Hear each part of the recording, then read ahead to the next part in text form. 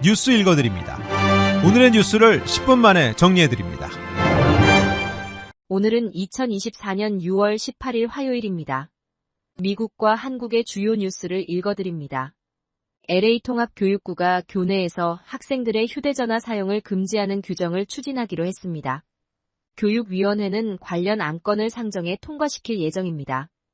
교육부는 잠금 장치가 있는 박스에 학생들의 휴대전화를 보관했다 하교할 때 반환하는 방안을 검토하고 있는 것으로 알려졌습니다.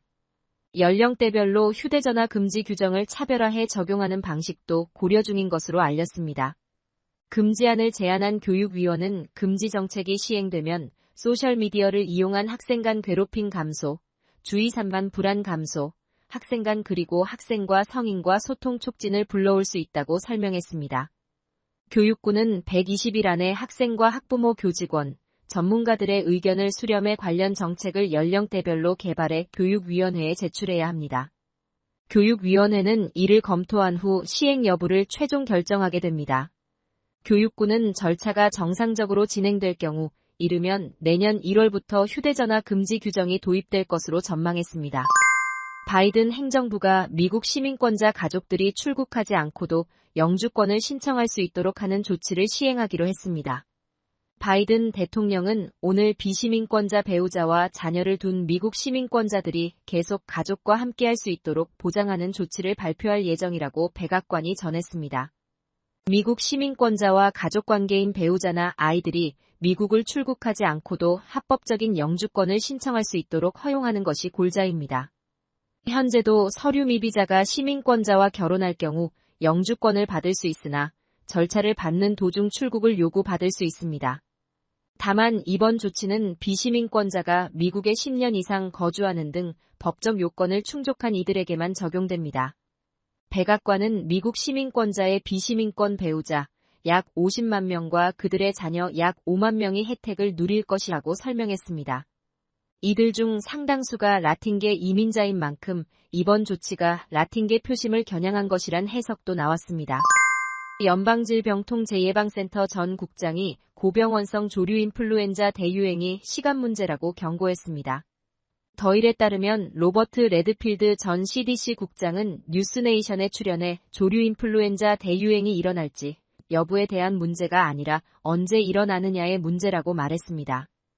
레드필드 국장은 조류인플루엔자가 사람에게 전염될 때 사망률이 코로나19와 비교해 상당하다면서 아마도 25%에서 50% 사이의 사망률이라고 설명했습니다. 세계보건기구는 2003년 초부터 지난 4월 초까지 세계 23개국에서 889건의 인간 조류인플루엔자 감염 사례가 발생했으며 환자 가운데 463명이 사망하면서 52%의 치명률을 기록했다고 밝힌 바 있습니다. 뉴스네이션은 그에 비해 코로나19 사망률은 0.6%에 그친다고 전했습니다. 미국 시민권자 등 재외동포가 한국 복수 국적 신청 시 심사 결정이 나올 때까지 한국에 계속 거주하지 않아도 된다고 재외동포청과 한국 법무부가 밝혔습니다. 법무부는 65세 이상 재외동포 등 국적 회복 허가를 신청한 사람은 한국에 계속 거주하지 않더라도 국적 회복 허가를 받고 국적을 취득할 수 있다고 설명했습니다. 현재 국적 회복은 과거 한국 국적자가 외국 국적을 취득해 한국 국적을 상실한 경우 법무부의 허가를 받아 다시 한국 국적을 취득하는 절차로 만 65세 이상 등이 가능합니다. 이와 관련 복수 국적을 취득하려면 신청부터 취득까지 통상 7개월 정도 소요되는데 이 기간 한국에 지속적으로 머물러야 하는지가 논란이 되었습니다. 65세 이상 국적 회복의 경우 반드시 한국에서 신청해야 합니다. 이 때문에 한국 입국이 필요합니다. 이후 법무부의 심사 결정 시 국내 체류 여부를 확인합니다.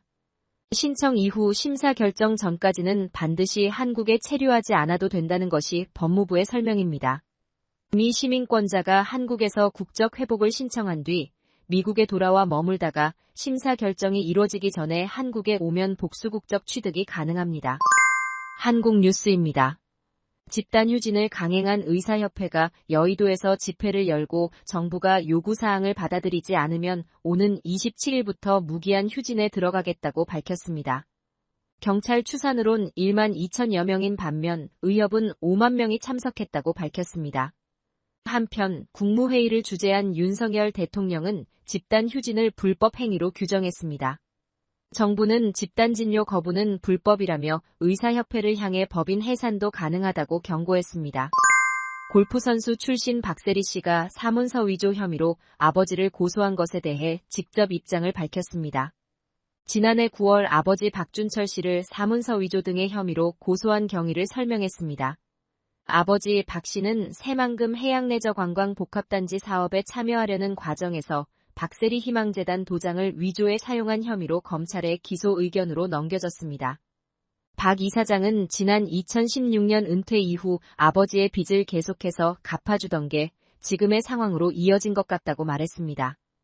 이제는 감당할 수 없는 선까지 넘어섰다며 이사회에서 아버지 고소를 제안한 건 자신이었다고 설명했습니다. 박 이사장은 이 사건 이후로 아버지와 연락하고 있지 않고 앞으로 아버지 채무 문제와는 완전히 단절하겠다고 말했습니다.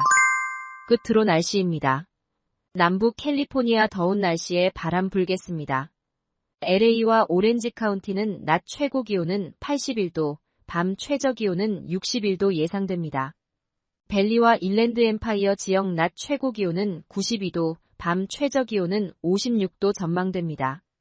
해안가 지역은 낮 최고 기온 68도, 밤 최저 기온 59도 예상됩니다. 산간 지역 낮 최고 기온은 74도, 밤 최저 기온은 36도, 사막 지역은 낮 최고 기온은 91도, 밤 최저 기온은 51도 전망됩니다. 오늘의 뉴스 읽어드렸습니다. 고맙습니다.